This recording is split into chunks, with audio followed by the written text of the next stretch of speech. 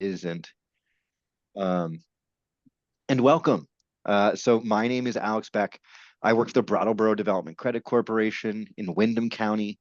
And through a series of circumstances, we've become a refugee resettlement community, and as workforce and education training providers for that community here in Southern Vermont, we've begun engaging with physicians who are trained outside of our country. And so through a lot of meetings with Diana and others, we decided to put together this group to start looking at licensing pathways for international medical graduates. And this is the first of many meetings to really build a group of stakeholders to see what Vermont can do to improve our health career sector and create more welcoming licensing pathways for folks. And so more important, who's in the room here. I think us getting to know each other a bit. I would love to start with a round of introductions. And what I'll do is I will drop the agenda in the chat, and I think we can just go around the room or the proverbial room with some introductions before we go into like presentation world. And so I wouldn't be here if it weren't for Diana Wale, my colleague in Brattleboro. So Diana, if you don't mind. Oh, hello, everybody. So heartening to see you all in this meeting. Diana Wale, I'm here representing NAACP, and I've also been part of our health justice work group at the NAACP, and you'll see other members are also present. So I'll pass it on to Mike Zimmer. Mike Zimmer, World Education Services. We are based in New York and Toronto, and among many other roles, we work with states and community advocates on creating pathways for internationally educated and or trained immigrants and refugees. And I'll pass it on to Ruth. Thanks, Mike. Ruth Steinmetz, and I also credit my presence here with the wonderful work Diana has done. And I am with her at the NAACP subcommittee, and I am also an initiative director for the Working Communities Challenge in Winooski. And I'll pass it on to Fatima. Thank you. Hi, everyone. I'm with World Education Services. I'm the Senior Policy Manager here at WES. Work very closely with Mike in Vermont and many other states as well. And happy to be here with you all today. I'll pass it to Jennifer. Quickly, Hi, before we everyone. dive in, sorry to interrupt, That's Jennifer. okay. Thanks. If folks could share their organization and or affiliation, and then also the region of the state you're in, because this is a statewide effort. I'm well outside my little bubble in Windham County, so that's just some information to share with folks. Thank you, Alex. So I'm Jennifer Scott. I'm the Executive Director of Southern Vermont Area Health Education Center, and we are located in Springfield and serve the 5 southern counties of Vermont. And we are in the business of health workforce development along with our academic and community partners. And I also serve on the work group for workforce development and cultural sensitivity as a part of the Health Justice Subcommittee of the NAACP of Windham County. And I will pass it to Peter. Hi, everybody. I'm Peter Blackmer.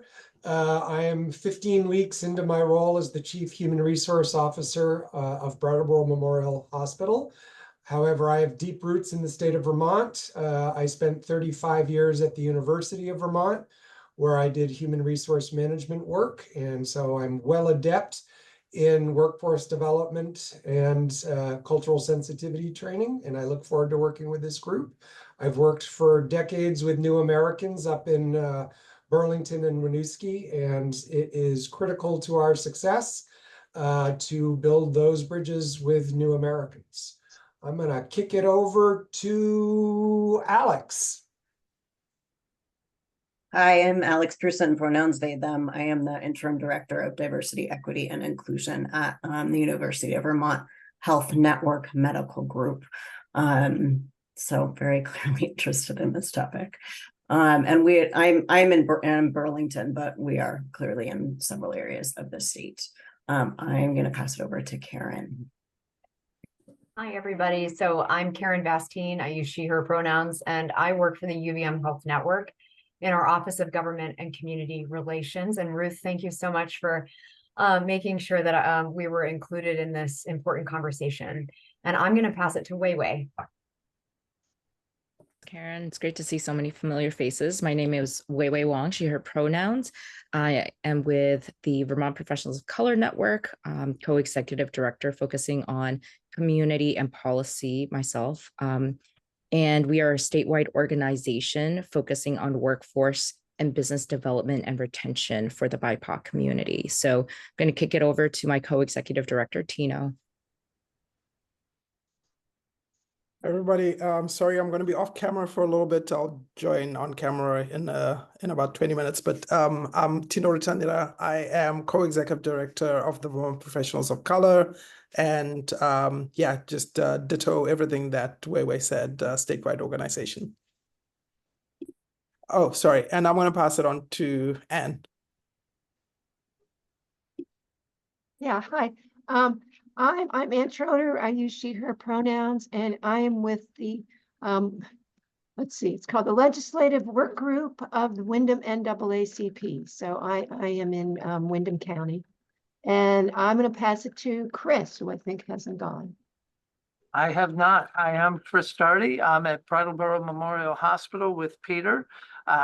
We are very interested in this topic. We've had several conversations with Senator Wendy Harrison about this, and in fact testified in front of the Health Committee of the State Senate on behalf of this. And I think there are lots of states that have gone much further than Vermont has gone in this regard, and we'd love to see Vermont do so. And recent consultants that have been here for the state to look at hospital transformation and sustainability have pointed at this as a great opportunity to have graduates of international medical schools get an expedited licensure in the state of Vermont.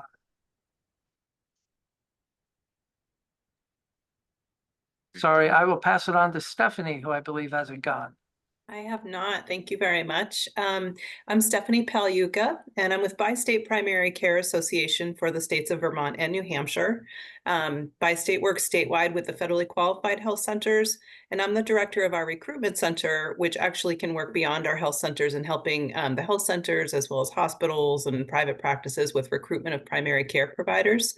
And so this topic is something that we deal with when communities are asking us to help them with their recruitment. So that's why I'm here.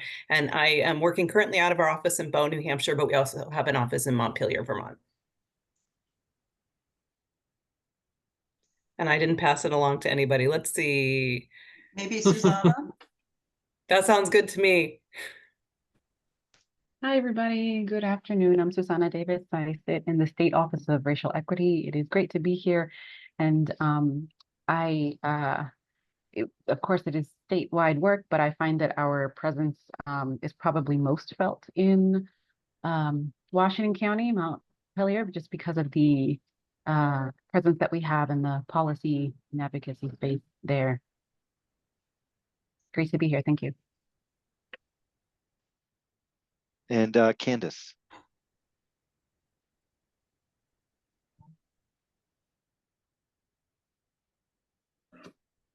Hi, everyone. Sorry, my camera is a bit fuzzy sometimes, so I'll have it off for most of the meeting. So my name is Candace. I am based here in Brattleboro. I'm part of the NAACP, along with Diana Wally and Ruth and Jennifer, part of the same work group that we are right here for today. I'm also originally from Trinidad and Tobago.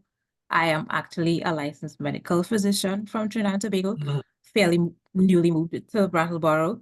So I am one of the residents of Windham County, Brattleboro, that kind of need this type of assistance, and part of the initiative to push all of this work forward. So I'm happy to be here, part of the conversation with all of you today. Not sure if there's anyone else I need to pass it to. No, I think that's great. And you know, I think the history of some of this work in Vermont, you know, when I first met Candace, who's in our service area, at that point, BDCC did not really do any immigrant inclusion work. And so I had no answers at all about how an international graduate becomes a physician. And it's only in a few years that, you know, our attention has been brought to these issues. But with all things in Vermont, that now there's a scale of need that is a good enough reason to bring all of us to the table to advocate for a challenge that our community faces. And so I think that that's something that one of the ways I met our partners at WES is because we knew there's a lot we didn't know about licensing pathways. And so as a part of our own learning as a region, you know, it's just good to be able to, again, serve folks who have been here for quite some time and are unlicensed still. I'm going to share the PowerPoint now. Give me one moment.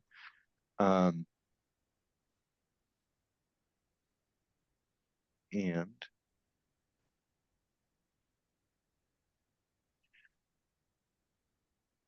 so here we are. And just to provide some grounding context as we kind of talk through what we're talking through and why Vermont isn't alone in this, in a lot of our challenges. And so some of this, 2 of these points are Vermont specific data points, and 2 of them aren't. But I think that when we look at especially our population, that number around 2032 is actually much more drastic here in Vermont than nationally. And I think anyone who's tried to get a doctor's appointment knows how tough it can be to access healthcare, even with some really fantastic healthcare providers. And so I think, you know, really understanding that there's a need for primary care physicians. It's part of the folks that we've been losing in our workforce. And then also the same thing we know about really all business is that the more diverse a business is, the better outcomes are for people who engage with them. It's more innovation, you know, better workplace. And of course, as our patient population diversifies, so should the people serving them. I have just some basic meeting norms. We come from a bunch of different sectors and with a bunch of different experience around both licensing processes and working with foreign workers. And so just understanding that we're all here with good intent and that we're here to listen to a variety of perspectives and to be open to new ideas. You know, as our colleagues from WES lead us through some alternative licensing pathways, none of us have a knee-jerk reaction, and really be open to saying, you know, what would a Vermont pathway look like, and what could we build together? And so I will turn it over to our colleagues at World Education Services, and I'm trying to find a way to make your little head be in the bubble. Oh, it's okay. My head doesn't need to be in a bubble, buddy. All right. Well, go ahead and you let me know when I can move my screen forward. My name is Mike Zimmer. As I indicated earlier, a little bit of background. I am from Michigan. I helped establish the first Office of New Americans in Michigan under former Governor Snyder. At that point, I was the state's licensing director. So I am both a huge ONA fan and a complete license geek. So if I get too lost in licensing language, just shut me down. I do have that tendency. Next page. Wes, a little bit of introduction. We're a nonprofit social enterprise that supports educational integration as well as economic inclusion for immigrants and refugees and international students. We have a credentialing wing that some of you may have used or heard of that evaluates academic credentials. We have a philanthropic wing. And then the area that Fatima and I work primarily in partners with local organizations like all of those on this call, and develop state-specific pathways for integration of skilled or educated international students, international professionals. Next page. I'm contractually obligated, I believe, to tell you what our vision and mission statement is, so now I have. Next page, don't tell me, Fatima. This is more information, data. We're pretty data heavy. I point the third bullet. We have 45% of the active physicians nationwide are 55 years of age or older. And in the second bullet, we have an aging population who requires additional medical care. So we essentially have a perfect storm of aging population and an aging workforce in this particular area. Overall, the baseline estimates show nationwide a projected shortfall of 86,000 physicians by 2036, and that is just around the corner. Next page. Again, some data. 18% of immigrants make up 18% of those working in the U.S. healthcare population right now. I would note that IMGs, the international medical graduates, already make up 25% of actively practicing physicians as of 2022. A little bit of definitional right now. International medical graduates is a broad holding category of individuals who have received their medical education and or training internationally. The pathway that we're going to be talking about deals with a subset of those individuals who are IMGs who have been previously licensed in their country of training or origin. Next page. Just to level set, this is the pathway for getting into a match. So if you went to a U.S. medical school, you complete your USMLEs while you're in medical school. And while I don't mean to say it's easy, there's a 93.5% match rate to get into residencies. If you are a non-US international medical graduates, there's additional requirements. You go to medical school. Afterwards, you have to take the USMLEs, English language assessment, have your credentials reviewed, and then your match rate at the end of that process is 58.5%. This is particularly difficult with older IMGs that have significant practice history. Next page. The alternative we're going to talk about, this is for previously licensed IMGs. Again, prior to arriving in the United States, they had to have gone through medical school examination, clinical training, and been authorized to practice in their country of training. I use that term very purposefully. We in the United States are very used to saying, are you licensed? Licensing is not a term of art in every country. Sometimes it's just an authorization to practice. After they previously authorized to practice, IMG arrives in the United States. Currently, their pathway is, as I said, re-exam, English proficiency, ECFMG review, then a match, then you do a residency again, and then you get state licensure. Under the model that we're going to talk about, which is called the supervisory model, after the first box, the re-exam, the English language proficiency, and the credential review, you get an offer of employment from an eligible medical entity. You're granted a provisional license under certification, and then you go to state licensure without having to repeat a residency. Next page. And this varies by state. There are already precedents for internationally educated and trained IMGs to receive a license without a residency, without a US residency.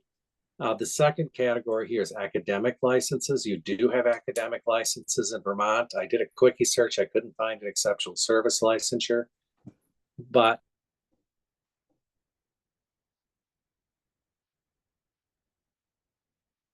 part of an academic licensure, there is no pathway to full unrestricted licensure, and accessibility is very poor in the sense that these are typically, not always, but typically individuals that are recruited internationally to fill a certain role in a hospital. Next page. The supervisory model that I'm talking about, again, is geared towards previously authorized IMGs. The state, via legislation, establishes criteria. Again, they have to pass the USMLEs, English proficiency, and have the credentials evaluated. The state may opt to have a minimum number of years of practice in another country to be eligible. Once they meet that certain eligibility requirement, they have to receive an offer of employment from an eligible healthcare facility, and I'll get into that in a minute.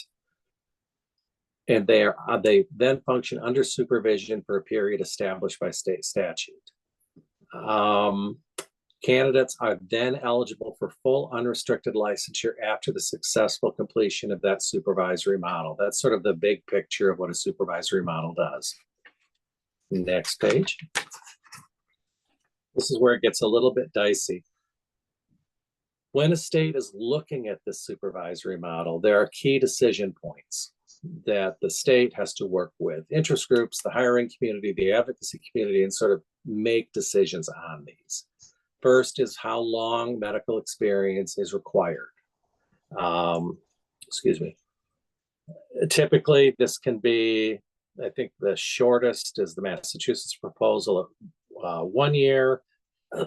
Maine had 3 to 5. Minnesota, West Virginia had 5. It varies. Next is recency of practice required, and that's known as the look back. How old can your practice be? And remember, particularly for refugees and for some other individuals in an immigration status, they have not been able to practice or maintain their license during their transition to the United States. So to say that an individual has to be currently licensed without a look back rules out a large or a significant portion of those IMGs.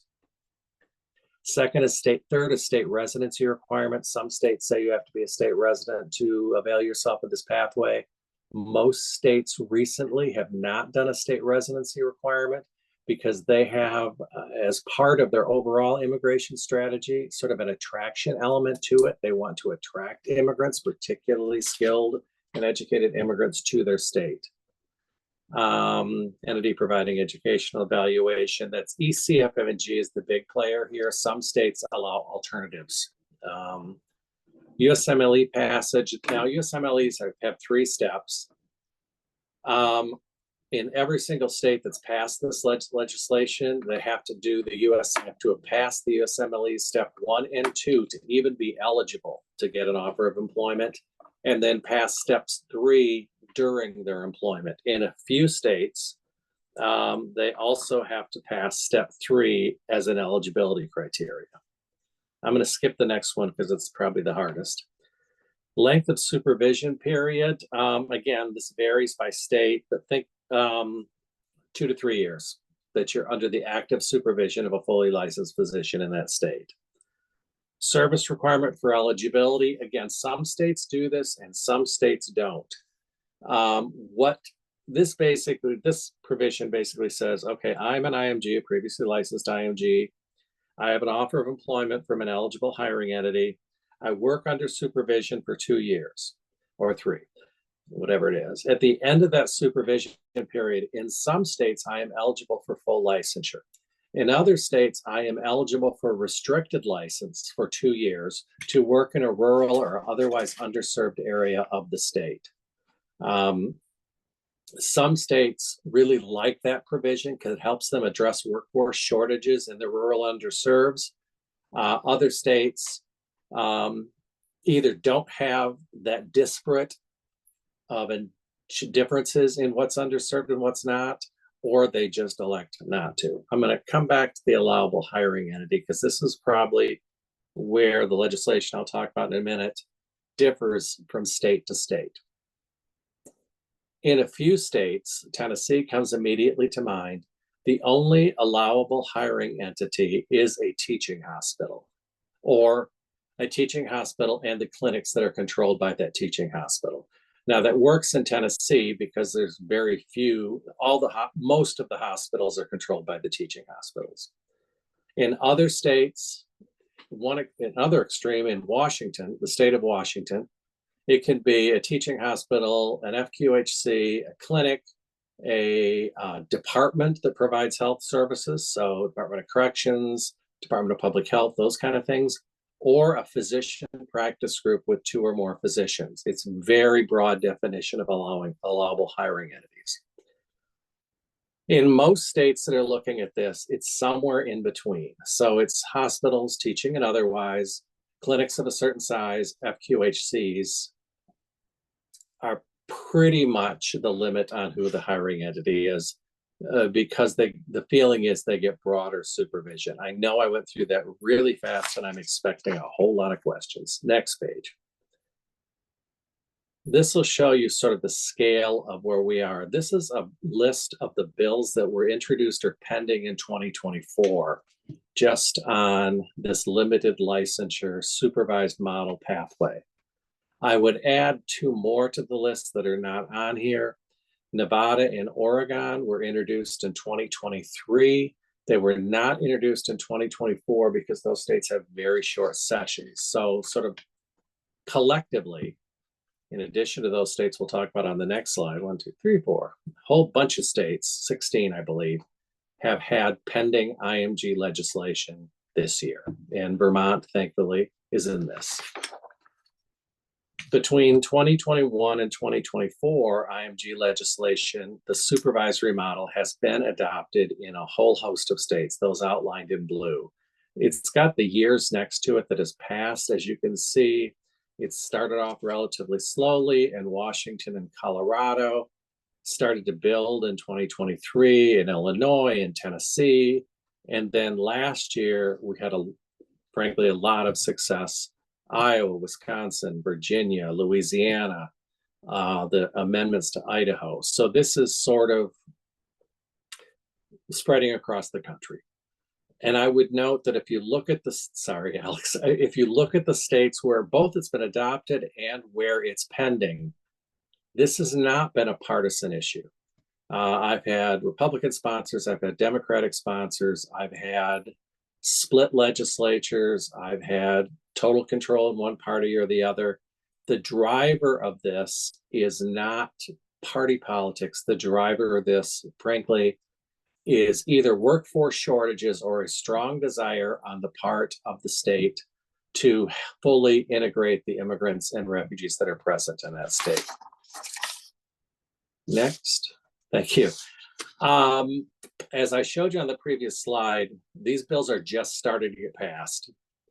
And for anybody who's worked in legislation before, you know this is a long road. Once you pass the bill, there's implementing regulations. So in most states that have enacted, we are now in the implementing regulation drafting stage. In only one state has it been fully implemented, and that's the state of Washington. And again, remember, they have a fairly broad hiring definition. They have licensed 35 previously authorized IMGs to date, and using a 1 to 1,000 ratio, which is essentially the caseload in Washington, they have touched 35,000 patients who previously had service issues. So based on the limited data we've got so far, the alternative pathway licensure does help meet the needs of patients in shortage areas. Next page. This is, oh, well, I guess there is no next page. There you go. Yeah, that one. Sorry. As I earlier indicated, this is not a partisan issue. We typically have strong bipartisan support. These work best when there is a local advocacy group leading the charge, like we're talking about on this phone call. We encourage the departments and the boards, whoever's got sort of authority, and it varies by state, to be involved in the development. And I'm very thrilled to see the hospitals on here. Where this is successful, we have engaged early and often with the hospital systems and associations to develop state-specific policy recommendations. I cannot think of a single state where this has passed that the hospital association or the Rural Healthcare Association or a large hospital system had not been an active participant in drafting of the legislation. And that's it for me. I know I drove that really fast, so I'm hoping there's questions.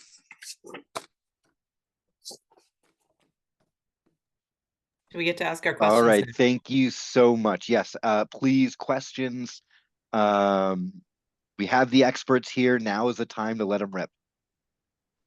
This is Stephanie. Oh, I'm sorry. I didn't realize it was off camera. From Bi-State Primary Care, working with the health Yeah. centers.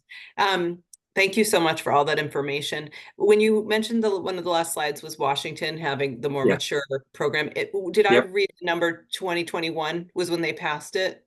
Is that Yes. correct? Okay, I just That's wanted correct. to think through, like, I know there's that process and then, Yeah, but just to be very specific, they passed it in 2021. They had to do rules and policy. So they really didn't start implementing until early 2023. So it hasn't been that long. Okay, great, thank you. And I wonder, do you have any experience with the way states or entities handle the supervising provider? You know, what's that look like? It is, I mean, again, that's keyed into the definition of the hiring entity, right? So the supervising position, it has to, all states say it has to be a fully licensed position employed by the hiring entity. So to be perfectly candid, most states basically say that's the only requirement in their statute. There's a couple of them, Maryland in particular, that are sort of looking at an assessment model, but that gets a little bit dicey depending on areas of practice. So after your supervisory period is over, in most states, you go to the board or the department, whoever holds licensing authority, and sort of presents the case. This is what I did. The supervisor signs off that it was all appropriate, and then it's discretionary to the board to license. I would point out, just Canada has a similar system. It's a practice ready assessment system, it's called. Has a very, very narrow eligibility criteria and a very short assessment period. I would also point out for those physician groups on here, and you all know this, one of the questions we get every single time we talk about this is practice specialties. So a lot of the doctors that we get internationally, I had one in Michigan when I first started out, who was taught surgery at the University of Baghdad. Now, under this pathway, I can get them a license to practice medicine, but board certification in specialty areas is left to the boards. It's not a state function. Now, hospitals, for a variety of reasons, can insist on hiring only a surgeon that has board specialty certification, but that decision is not a state role. So oftentimes when we're doing outreach to the IMGs in a state, they will come back and say, I was an anesthesiologist, I was this, I was that. That's great, and you can pursue that specialty once you're licensed, but the only thing license reform can do is work on a pathway to licensure, not a specialization, if that makes any sense. So they'd mostly be practicing in primary care. Yep, absolutely. General practice. Because to be perfectly frank, that's where most of the shortages are in the states we're working. But we like to be very upfront with the IMGs that, absent your ability to get a specialty designation, you're going to be in primary care. Stephanie, can I just ask if part of your question was, do the states in their legislation designate a specific supervisory curriculum or set of standards that every single hospital has to, or clinic has to adhere to? That wasn't in my question, but it's an excellent question. What I was thinking more about when I was asking my question was aligning the specialty of the international medical graduate with who might be doing the supervision, which gets kind of to what you did respond to. And then also I was thinking about our aging provider workforce, and that if you make a longer trajectory, you might have to switch supervising physicians or, providers. And I was just thinking through those, but your question is excellent. Yeah. Well, I guess that's my question. The answer, Diane, at this point is no. That may be in the regulation. Most states are looking at flexibility on behalf of the hospital systems. So I think where we'll probably end up 4 years from now, this is a developing area, is there will be broad parameters in the statute or regulations, but the actual work of supervision, what is required of it, who signs off, is going to be left to the hiring entity. And Chris, I see. Oh yeah, Chris, you had your hand up for a little while. If you're all good, we'll hop to Tino, Jennifer. Yes, I was actually going to ask about the specialty and what specialties. So thank you. Tino. Hey, so I got two questions, if you guys will humor me. First question is, are states passing these laws specific to particular disciplines, like in this case, healthcare, or is it better and easier to pass law specific to, say, medicine or healthcare, than maybe to do like a broad thing? Because Vermont has shortages of everything, you know, educators, healthcare, tech workers, you name it. Really interesting question, and I'll come back. I know you have another one, but let me answer this one first. Please. Vermont already passed a pretty significant licensure by endorsement provision that creates at least a mechanism for pathways into some professions. I don't think it's been fully implemented yet, but it's there. The big professions, and I use that only by number, nursing, doctors, accounting, those kind of things were not included in that general endorsement provision. I can't think of Utah did include in theirs, but most states don't, simply because those are very regulated professions with strong boards behind them. And they didn't politically think they could get an endorsement legislation through in those professions, but it's possible. Even those states that are looking at endorsements, to be perfectly frank, are looking at using a supervisory model in endorsements. I'm sorry, I'm speaking Greek. Endorsement, do you know what that is? I'm sorry. If I am licensed in California right now, as a doctor, as a barber, as an electrician, and I move to Nevada, I can get licensure by endorsement, meaning the new state will endorse my old license based on common criteria, because states within the United States and most professions tend to have very similar requirements. The idea that you could get an endorsement from an international license or authorization is really new. They're trying it right now in Utah with barbers and cosmetologists. I can't remember what they're trying in Vermont. Help me out, Fatima. It's Lauren Hibbert. Is that her name? Yes, that's right. Yes, that is the bill. It's possible, but I honestly, this is just me. I think for doctors and nurses, the profession is so regulated right now that endorsement is very difficult, and there is no international system right now to sufficiently address how different residency requirements are in different countries. Thank you. And then the second, I didn't forget. Yeah, the second part of my question is sort of related because the way I look at it is it is already very difficult to just become a doctor or somebody in the medical profession.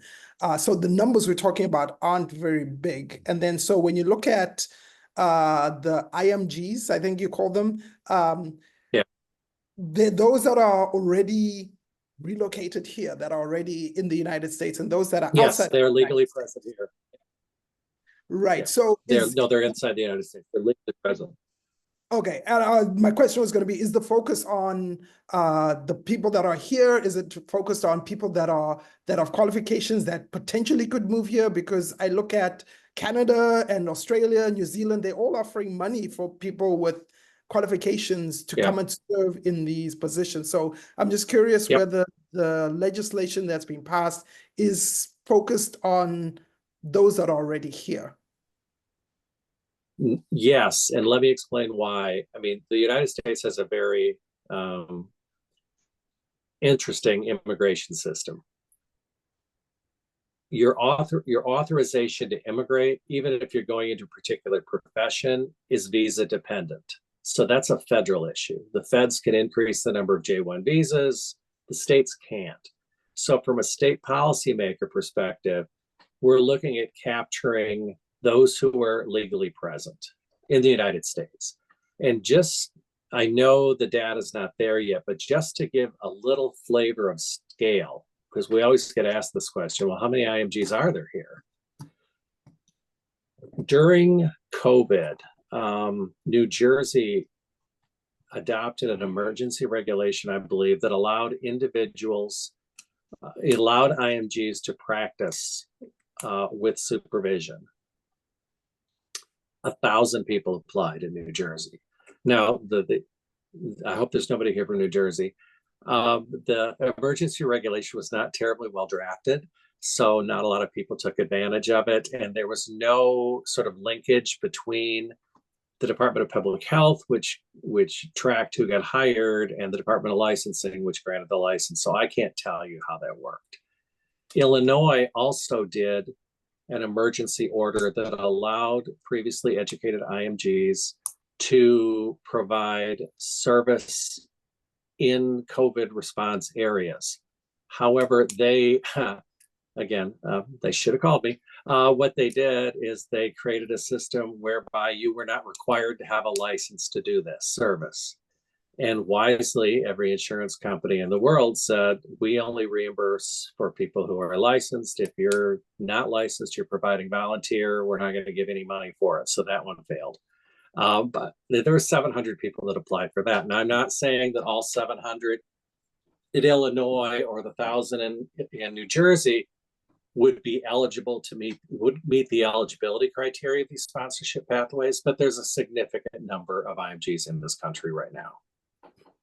So Tino, my answer to that question, which is very place-based, is that, what I know about the physicians here in my community is that the moment that Massachusetts bill gets passed, they'll go to Bay State. And, and if we pass a bill that only allows teaching hospitals to benefit from this pathway, then they'll go to Keene State, or they'll go to UVM Medical Center. Good for you, but bad for us down south, right? So I think the focus, I think by taking care of the folks who are here now who are underemployed is how we become a place where others move to. And again, I think, when Canada right now, if you have an employment, their immigration system is much more employment driven.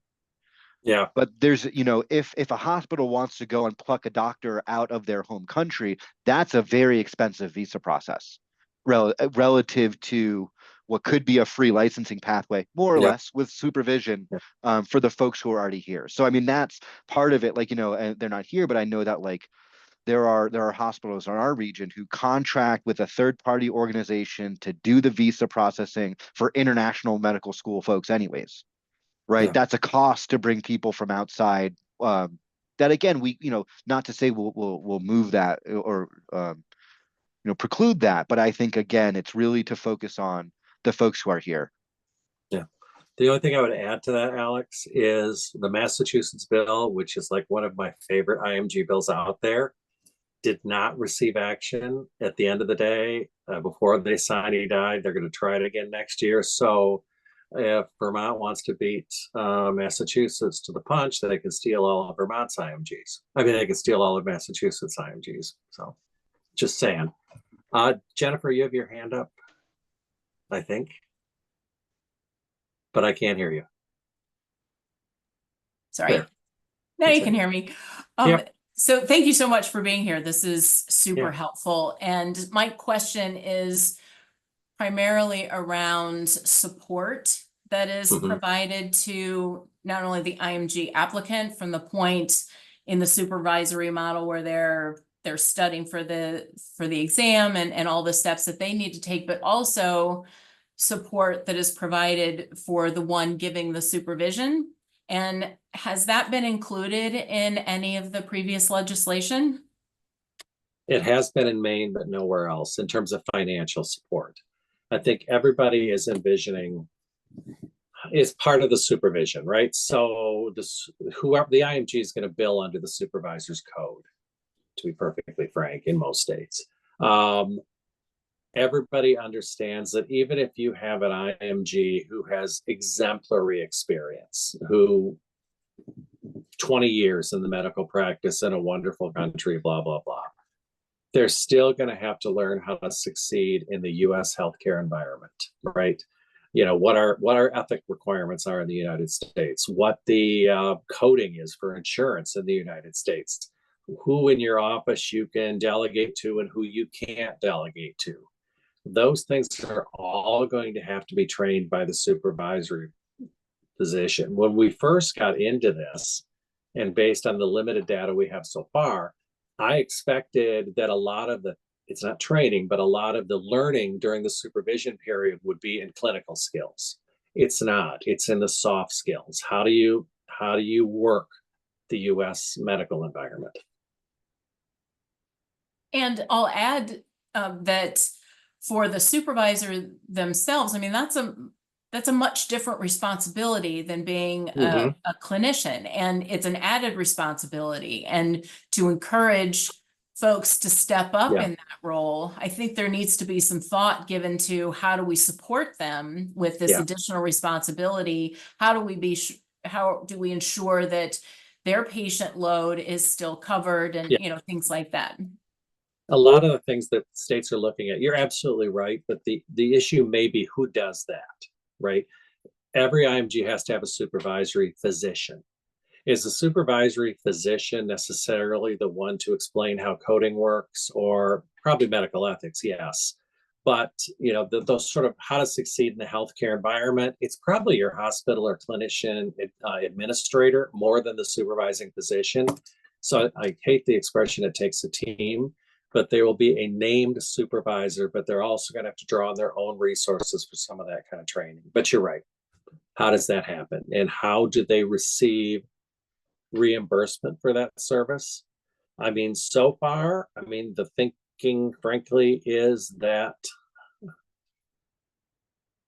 I'm not a doctor, I'm a lawyer, that the supervising physician, the IMG, depending on where they're hired, if they're hired at a teaching hospital, they can bill at a residency rate. If they're not, they can bill as an MA or under supervision rates, that the physician will receive some compensation through the billing system.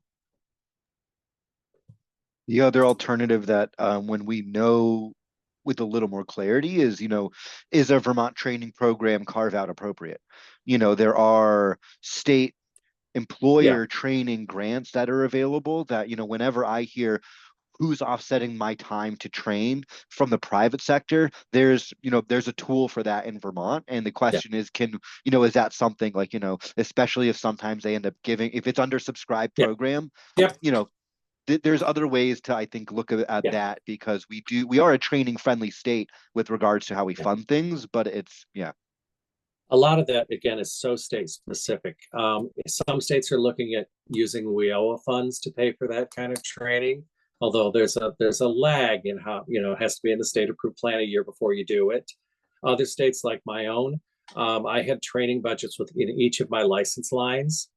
So part of the doctor's annual fee and part of the nurse's annual fee went into a training account, and I could access those trainings for that. There are some states, these are general fund funded, but Maine comes immediately to mind, that has created, it started out as a loan, now it's a grant program to pay for testing, to take your USMLEs, to take your English language assessments, to pay your license fee. I mean, there are mechanisms to do that other states are looking at. and we're testing right now. So, you know, this years long process that we're articulating may change. You know, just this past week, I'm working with an IMG who the Department of Labor is paying for their books and 2.5 years of access to UWorld, right? Which is the database that all training people use, right? So that's, you know, maybe a couple $1,000 of costs we know are already covered by our Department of Labor. No statutory changes needed whatsoever. So I think in Vermont, the real where we will succeed is where we convince existing systems to integrate these folks instead of asking for any more money in particular Yeah. for this new licensing pathway to say, hey, you're already swimming in WIOA dollars. Let's make sure they're Yeah. eligible to be spent in certain ways. Yeah. You're absolutely right. I mean, the political reality right now, I'm not sure how it is in Vermont, but in most states right now, they're approaching sort of a fiscal cliff. They've been overspending for years. They now have no more federal. The federal funding has been reduced, so states are now looking at reducing some of those expenditures. So how do we use existing revenue sources like license fees, like WIOA funds, without asking for general fund to fund new programs? I will tell you, there was one state who shall remain nameless, unless I have a couple gin and tonics, who put a huge cost associated with this into the fiscal note, and the bill immediately died. Legislatures don't like to spend money right now. So Diane, on I see that theme, Mike and Alex, maybe describe the experience that you had, Alex, with Washington State, whose community college had a curriculum that maybe could be replicated in Vermont. And they even offered to include one of our IMGs in the study. Yeah. Yeah, I mean, so I will sing World Education Services praises right now on all fronts. So, the BDCC, we are a credential partner. So if there is someone who needs a credential evaluation, we can do that for free for certain refugees and offer, we spend our money to do that for other folks who are eligible. And there's an incredible professional network that of the folks who inform their own areas work like this. And so there's a group out in Washington State called the Academy for International Medical Graduates. And it's an entire career coaching and consulting organization for international medical graduates. And so I called them up, and they have been the people working with one of our most newly arrived IMGs. And I learned together what this pathway looks like. And they have now piloted, it's a board. The USMLE is the boards, just a training for adult IMGs. So it's the same way you would take SAT prep or any GRE prep. It's a course like that, but it's also part of the long pacing of these exams and how to it's again probably the most challenging thing anyone needs to do, and so it's a structured program that they're delivering with the community college. And so to the extent that we can identify what's successful in other parts of the country, that's part of my role, is calling the people at WS and saying, how can we do this here? One of the other things to bear in mind, and I promise I'll shut up in a minute, is there is a incredible network of welcome back centers in this country that are geared towards assisting internationally trained, primarily healthcare workers, re-enter the workforce. Most of them focus on nursing. And you've got a great one down in Massachusetts, the Welcome Back Center. I'm going to get the college wrong. Bunker Hill. No, is it Bunker? Yes, at Bunker Hill. Yeah. I mean, they're phenomenal. The Puget Sound one in Washington is great. The Spring Institute in Colorado does not only nurses, but doctors. There are organizations out there that help prepare candidates to take their tests, to do the soft skill stuff. You would be replicating an existing model. Great. So any other questions around that high level overview? I want to start talking about, Jennifer, go ahead. You're still muted. I'm so sorry. I hate when I do that. Such a cliche. So my question is around what is the primary opposition to the bills that had failed? You mentioned earlier, as soon as there's money attached, that's a sinker. But I'm wondering if there are some other parts of the bill that we could strategize around. Yes. a couple things. It's a closed group. Fatima, how open can I be? Yeah, I think we're whatever. trying to help people in Vermont, so we don't want them to fall into the same traps as other Yeah. states have. I mean, there's a couple out there, and then there's one hidden. The couple out there is you will probably have opposition, at least initially, from the state medical board, because they're very used to how things have worked historically, and they're not necessarily always open to change. I used to fight with my medical board all the time. Sometimes they come around, sometimes they don't. And we passed bills without the support of the medical board. Sometimes you will have opposition from the medical society, but that is usually can be worked through education, right? We've had issues, frankly, in Massachusetts at the last minute.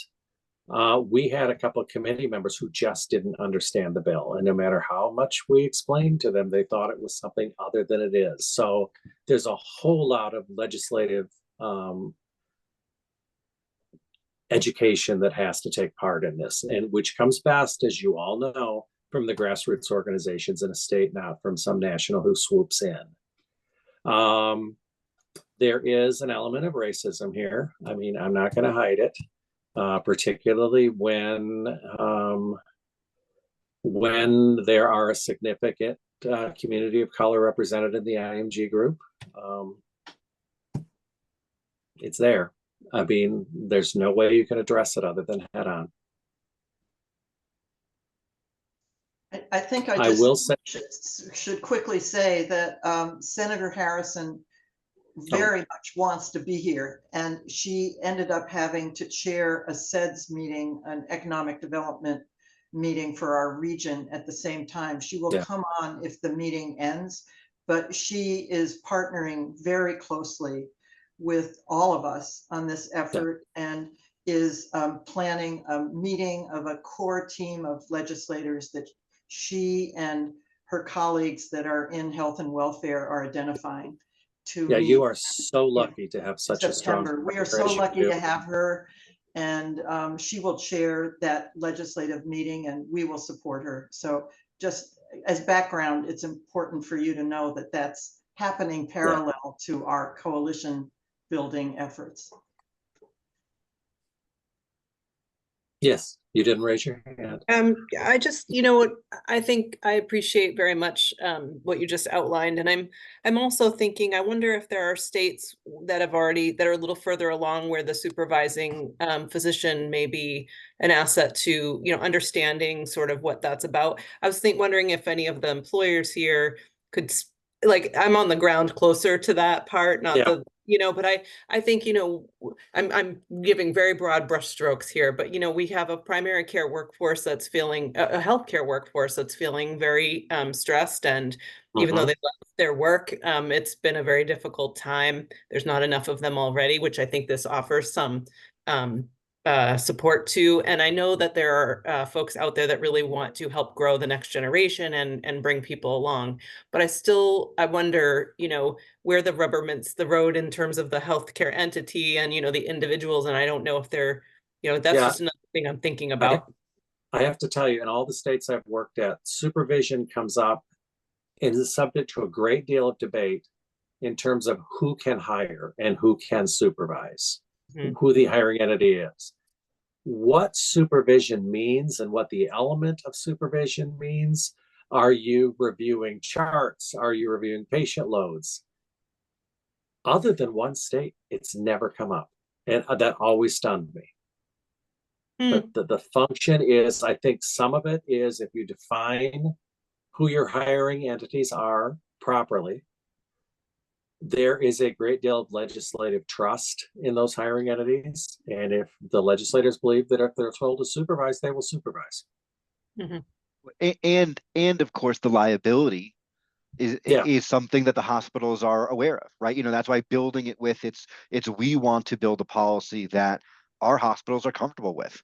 And if Yeah. they're comfortable with that, then I feel that, you know, again, I'm from the economic developer, so I'm like, if the private sector says it's good enough, it's good enough. But no, I mean, really, if the supervisors of our healthcare professionals trust their employees and are not concerned about any, you know, negligence, malpractice, and any other things, then I feel that that's often enough for a layperson in particular to say, hey, well, if it's like, you know. And Alex raises a very interesting point. In virtually every state that's done this, the supervising hiring entity is required to carry the malpractice insurance of the provisional licensee through that period. And then the only other comment around the individuals is I think about our younger physician contingent who are going to be newer in practice. And we see there's, you know, so we'll have less, in some places we'll have very experienced physicians to offer the supervision, in other places we won't. And I don't know, you know, I think Jennifer was kind of talking through like, how does someone know what they have, what is entail, and how do we do that? But, and I think you're right, the system can address, Alex, you know, some of the concerns. But I think about that too, as I think about new physicians that we recruit in their onboarding process and what they're comfortable with and how long it takes them to get up to speed in our very complicated healthcare system, you know.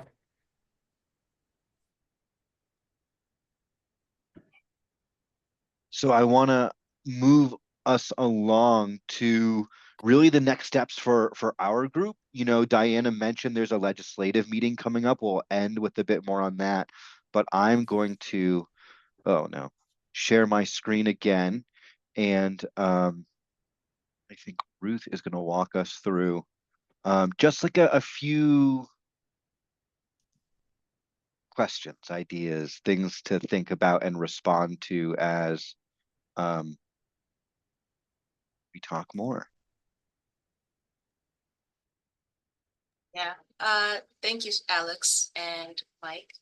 This has been a invigorating step to get to. And now that we are looking to possibly implementing something similar in Vermont, there are obviously limitations and questions around what capacity folks have to be able to support this movement. And we have carved out some primary roles that could be possible for you. And the first being providing your expertise.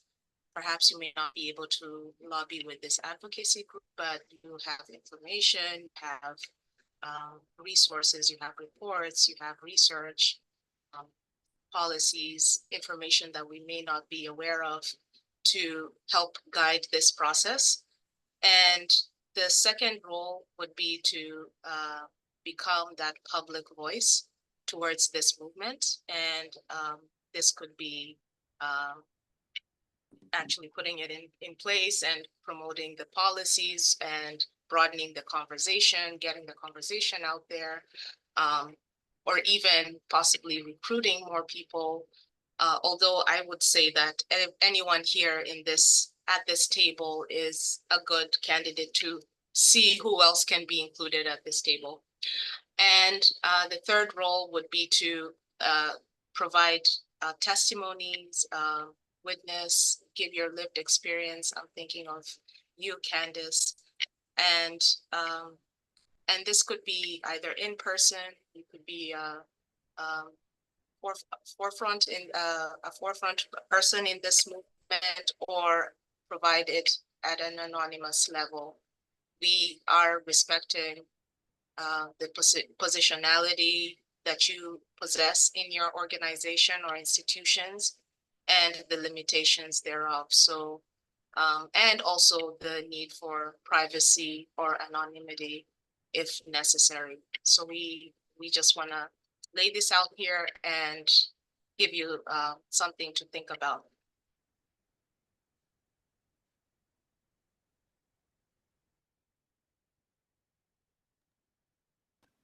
I have a question. That's okay.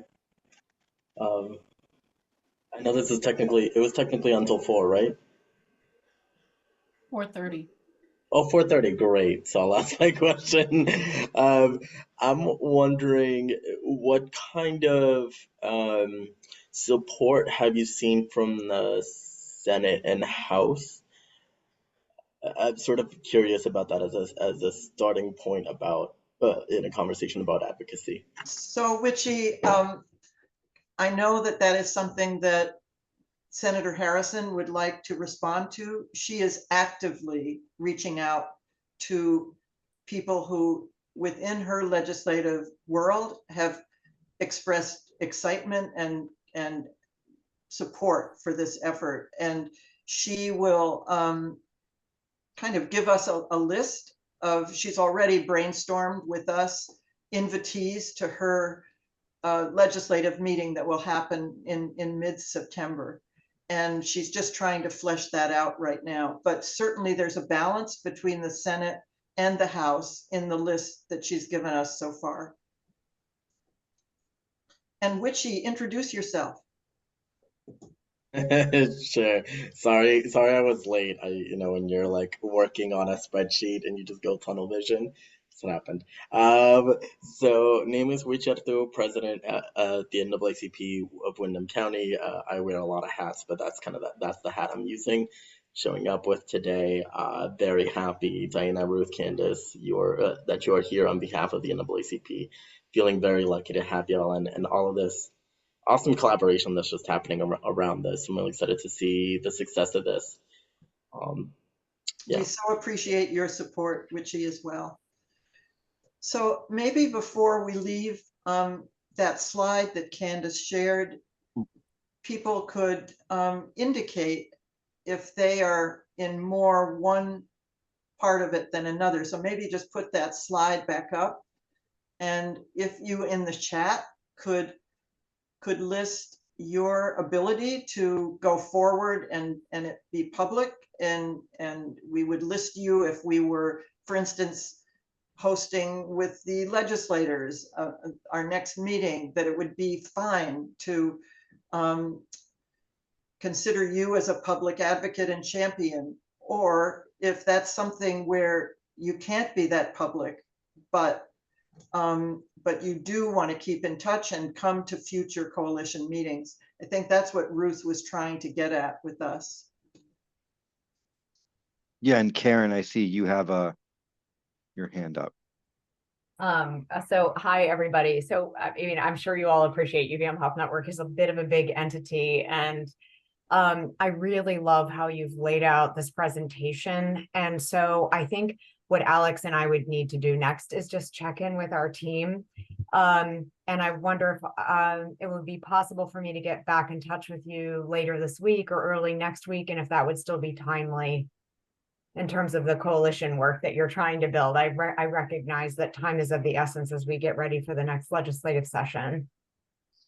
I'll agree and disagree with time being of the essence with our legislative session. But everyone, I think, should take the time that they need internally to know what makes sense. And for some of the hospitals in particular, you may need to know what the final policy is before you're willing to speak positively to the policy.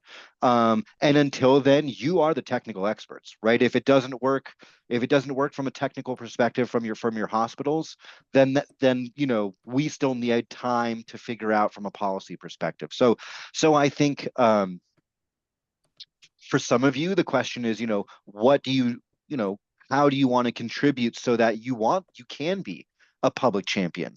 What information do your peers within your organization or network need so that you can step fully into a championing a role as a champion? There's time for that, and I think meeting with the legislators we'll get a feeling for the timing and what's needed there also. Okay, thanks. And a question that we will be asking towards the end of the meeting is who, from looking around our room here, what 1 or 2 or 3 coalition representatives should be present at the meeting, the first meeting that Senator Harrison will be hosting with her colleagues in the legislature, what type of representation should we have at that meeting from this group? So be thinking of that as well. And before we end, we'd like to get your recommendations.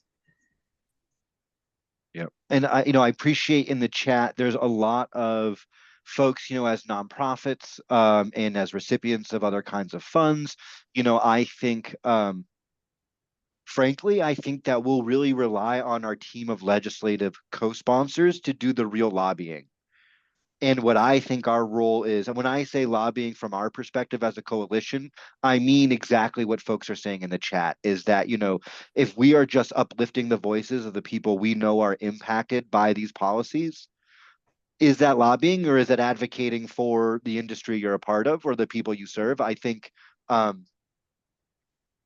these are all nuances that we respect. I think that's kind of what I hope people took away from what Ruth was saying is that, only what is the appropriate role, and to be okay and comfortable taking some time filling that. And again, if you're one of the people who you want to be there for the legislative meeting in September, let Diana and I know. But if you're also a wait and see, that's fine. I mean, it's not you're always welcome on the train, at whatever stop you want to get on. Thank you for these responses. It's really great. Any other questions? Broad, specific? Well, I could just ask Peter, would you like to consult with Chris about what you would like Brattleboro Memorial Hospital's role to be related to those categories?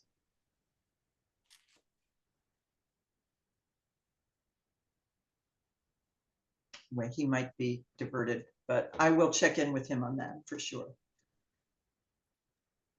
Yeah. And yeah, again, what do you imagine from your end? I was just trying to write that and figure out exactly how to write it, but it's easier to say. So but Mary Kate Molman is Bi-State's legislative director of Vermont Public Policy. And so she's our representative at the State House. And I'm sort of more of our workforce expert that I work closely with Mary Kate. And she also works closely with the health centers to develop our policy priorities for the year. So they're in the process of doing some of that now. So I could see a point where some of the health centers individually, because they can all take their own positions on individual legislation, but we collectively try to make sure that Bi-State's resources on their behalf are utilized for things that they're behind collectively.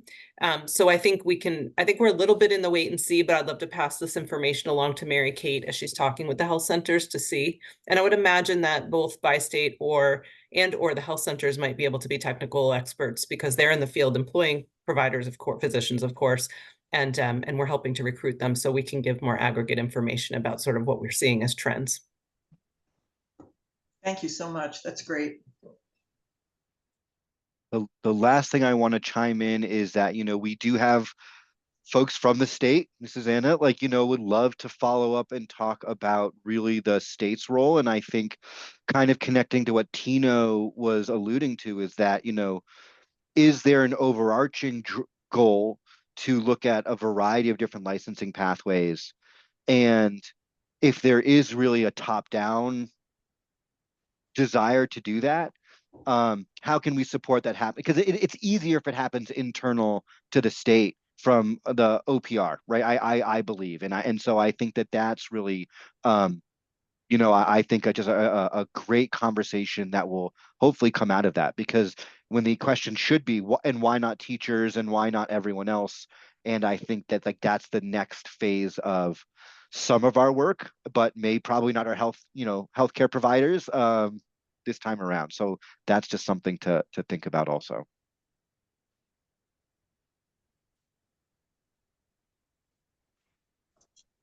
Great, but thank you, Susanna, for jumping on board.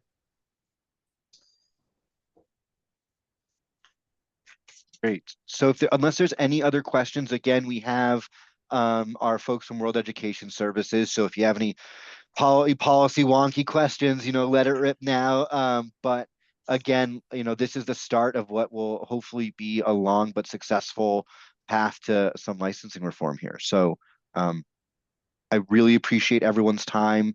Again, as you talk with your organizations internally, if you have a role you're ready to play, email us, let us know. We've got our little spreadsheet, and of course, who isn't at the table yet, and that you may not know the role that they want to play. But let's make sure we have two things maybe before we end. One is who's missing that you wish you could see in our next meeting, because we want to meet again after the legislative meeting takes place. And the other is who do you think would be good representatives from those that are here to come to be with Senator Harrison as she hosts the legislative meeting? And of course, Mike and Fatima will be doing a presentation at that legislative meeting, so there'll be the same content shared then. There's also a playbook, but it's a guide that Mike and Fatima have developed that even has a template of the legislation. It's kind of been gleaned from the 10 different states that have successfully passed. And that's something that could be used by legislators to start with and then to critique based on what fits for Vermont. So just two questions just before we close this session. Diana, I would ask the group to consider representation from the Board of Medical Examiners. I mean, when that bill was proposed for the study, and I think it perhaps was not clear some of the elements in there, what we were going after, but we received pretty staunch opposition from them kind of right out of the chute. And part of the response was that they didn't feel like there was enough conversation with them before this kind of showed up in their orbit. And I think that might have been a little startling to them and maybe even offensive. So I think it would be important to bring them in at some early level to hear what the major objections are and to just see how we might be able to find some common aims. Yeah. Mike, might you have any comment on that about when the board? You probably saw me frowning. Yes, they have to be brought in. I'm not sure that the September meeting is appropriate unless Senator Harrison wants them in. I don't think that I think she feels the focus is on legislators at that point. Yeah. She very much wants to engage, though, David Herlihy in the early stages. I think she would appreciate advice from the coalition on the best way to do that because of the history of the testimony from last year. I think, to sort of drill down on this, I think the coalition and Senator Harrison have to have a better idea on where they want to go before they ask for input or reactions from the board. Then you can focus the discussion on the problem areas, not necessarily the hypotheticals. Yes. Yeah. I mean, the role of the Board of Medicine. Yeah, I think the role of the Board of Medicine is to protect the credential, and it is their job, rightfully so, to poke as many holes in the policy as possible. And so I think plugging some of the holes from last time first is probably the best step. But I think, understanding that what we think is a great policy, having something good for that individual to react and respond to, I think is, and again, when that happens, I don't know, but I think that is something that I'm hoping will help generate a different reaction than last time. I certainly remember in our exchanges with Senator Harrison, her mentioning that it might be appropriate to have David Herlihy come to a meeting of the legislators that are working on the bill and to present some type of an initial plan and begin an exchange then, but let them first coalesce and have a chance to look at Mike's, what he calls his playbook, and begin to get to work, and then have something of more substance to to meet with David Hurley year round.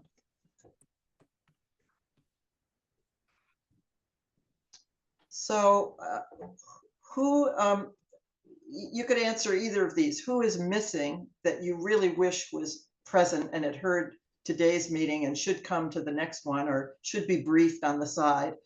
And let's start with that. Who is missing that you really wish could have been part of this conversation?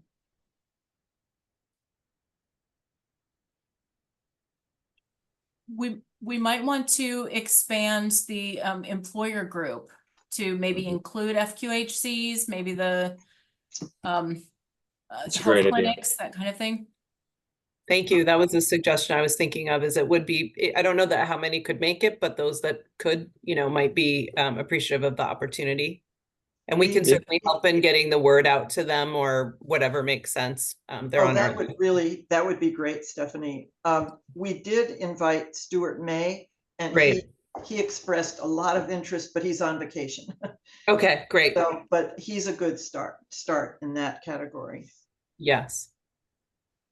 Susanna, I'd love to follow up with you around Department of Labor and also with like Tracy Dolan's office. Frankly, like the state is this, they're not private sector and they're not a nonprofit. And so I feel like I would, some facilitated engagement around this. I mean, like, we bother labor so much with our own problems down south. Like they won't answer my phone call, but they'll probably answer yours. But it's also letting them know, like, again, if it is a new pathway, we want labor to be aware of it also. So maybe that's something we can work on with Tracy's office, also from resettlement. Really good. And might we invite more IMGs that have maybe at a similar place as Candace in terms of practicing and being currently in Vermont and so forth? It's not fair for Candace to carry the torch for everybody, that's an IMG in every meeting. Although she does a very good job, but that's a lot for her to carry. She certainly does do a great job. There's we heard an excellent story again from another WES participant in Northern Virginia. They did an entire like voices series on interviews with IMGs. And so we have the list of people who testified the last time around. And so I think once we know the direction we're going, then it's very much part of this work is to bring those voices front and center to really highlight how the pathway is or is not functioning for folks. That's really good to remind us that thank you. There's this support, like from Virginia, for a whole list of questions to make sure to interview all the IMGs that would relate and would gain from this bill in advance. And then the legislators that are organizing its presentation can select those that really would be the best illustration of what is trying to be passed. So, yeah. Okay, so those are three important areas, and we will work on that.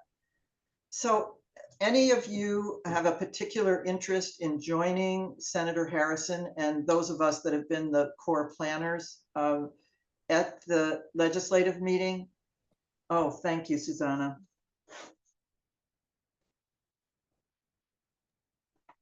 And if you need to either check the date, again, we'll be sharing when the date is. And then, of course, talking with any internal affairs folks. Again, there's some time. But if you're champing at the bit. Okay, so I have Susanna there. If anybody else is interested, please let Alex or me know. That would be great. And that might be part of, Karen, of what you're investigating. Just put it on your list. Okay, so Alex, you were summing things up, and then I didn't let you sum things up. No, I mean, I think this is great. I think, in the long and the short, these cross-state, cross-sector coalitions are really remarkable to see in real time happening. And I think we can get it done. And I'm excited to keep, moving forward. And you'll be hearing from us probably too much as these things progress. And so you looking at what you want your role to be is the best way for us to know when to call and when not to call, to help with the next step. And so you'll get oh, Candace, anything? Yeah. Oh, Sorry. let's hear from Yeah. Candace. Just one thing we didn't quite touch on.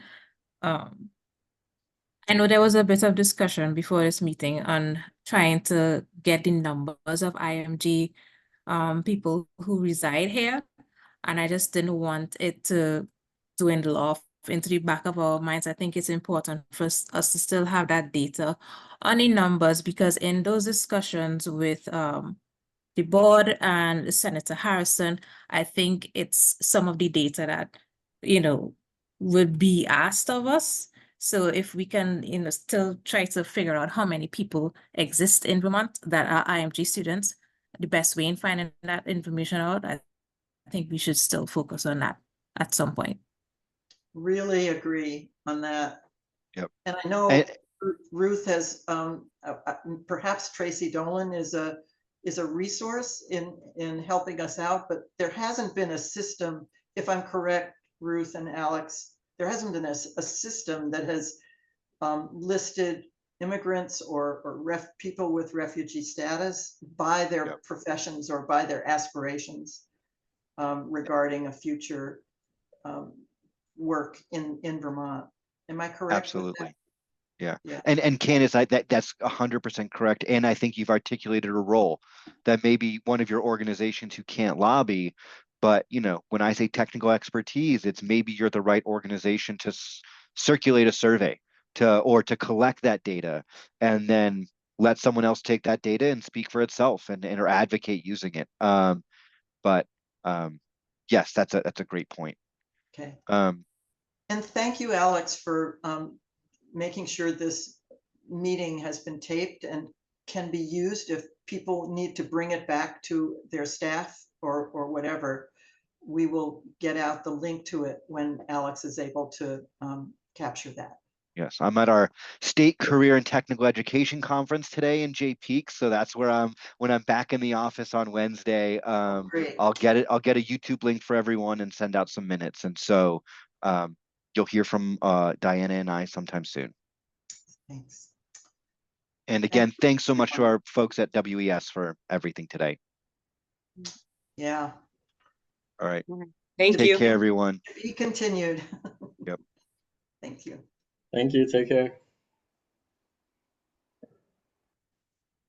Peter, Peter left. Okay. Yeah. Wow.